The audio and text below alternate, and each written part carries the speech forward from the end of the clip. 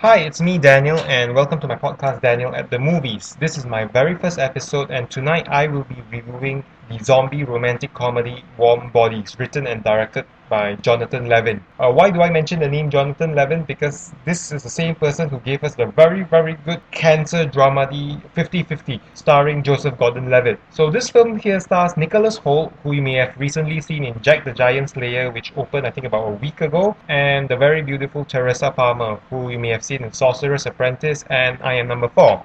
So imagine being a zombie for a day, zombieing around your daily life without having any recollection of who you were, what you did, what your name was, without being able to remember what it was like to interact with a human being, without being able to remember what it was like to feel any feelings, and then BAM! You meet the girl of your dream. Although technically zombies don't dream. So this happens to be the basic premise of Warm Bodies, a modern day tale of forbidden love banking on the popularity of The Walking Dead and the Twilight franchise. Only difference here is that the girl falls in love with a zombie and not a glowing vampire. So the film opens with this zombie meeting the girl of his dreams, and he decides to take her to his safe house, which happens to be the inside of an aeroplane cabin. And these opening scenes get a little bit creepy for my liking because I just am not sure if he's trying to save her or if he's trying to rape and then feast on her flesh, because this girl seems like she's afraid for her life, as she should be if you were under captive of a zombie. But slowly we learn with her that we can trust him and perhaps maybe even fall in love with him.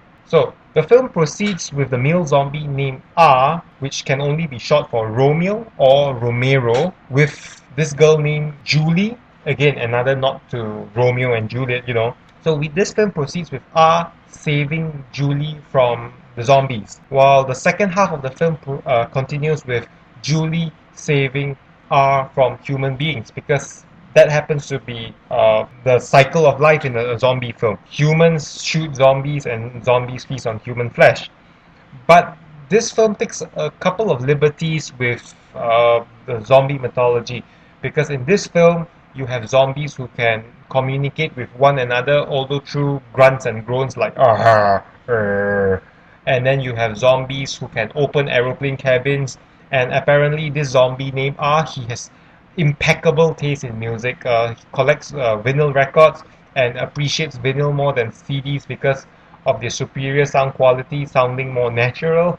I thought that was a pretty funny joke, but no one else in the theater laughed. And then we learned that even zombies can drive sports cars. But anyway, back to the film. I noticed that the film is funny. It takes advantage of all the oddball situations where we have a zombie who doesn't know how to interact in front of human beings because he hasn't remembered what it was like to interact with one. I just want to say that the film is funny. It has great chemistry between the leads, but it tends to be a little bit too clever at times, because for as long as I can remember, zombies have always been used as metaphors for capitalism back in the day from George Romero's films. But this film, rather than trying to bang on the evil of the pursuit of wealth, it tries to convey that human beings have been too obsessed with technology. They have been too focused on their iPhones, their smartphones, that they have forgotten what it was like to interact with one another. And I think that we can see in the film that